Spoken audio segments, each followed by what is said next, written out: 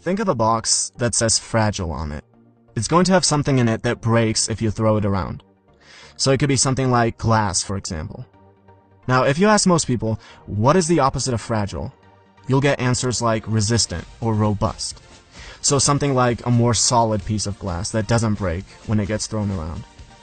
But that's like saying that the opposite of negative is neutral.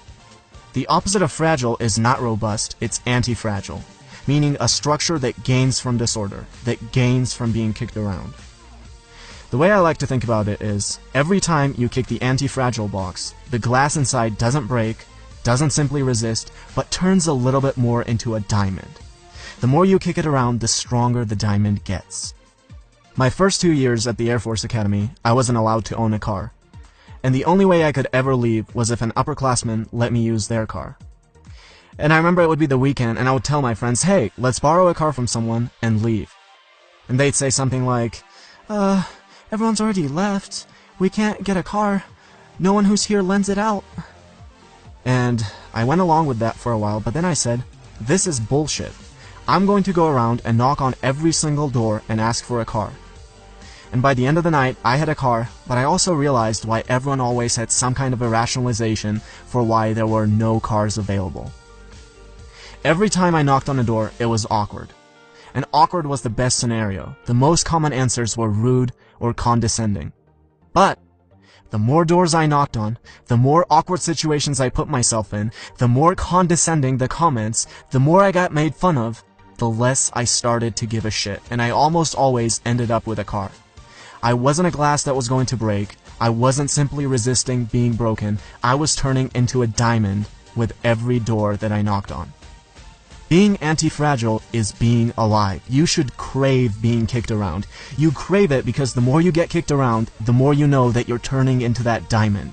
Now you might say, are you some kind of a masochist? Who wants to crave being kicked around?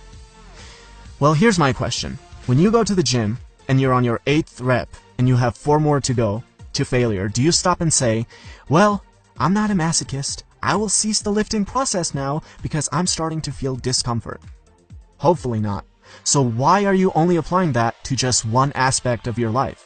It's actually a lot easier to go to failure on your set in the gym than to go door to door trying to sell a product, or make those uncomfortable calls when you're an entrepreneur, or go up to a woman in the middle of the street and say hi.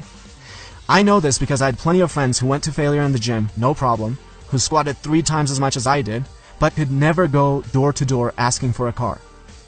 Apply being anti-fragile to every aspect of your life. Start craving that disorder around you. Getting 1,000 negative comments since I started this channel has been one of the best things that has ever happened to me.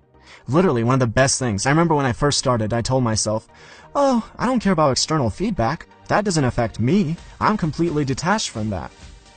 And then I started to receive that negativity, and sometimes it would get to me. It really would, even though I knew it shouldn't. Fast forward to now, after reading 1,000 negative comments, it doesn't even register anywhere anymore. I just laugh and keep doing what I need to do. But to get to that level with anything, you should be willing to be alive, to be anti-fragile, to be thrown around. And the more you subject yourself to being thrown around, the more that fragile glass turns into a beautiful diamond.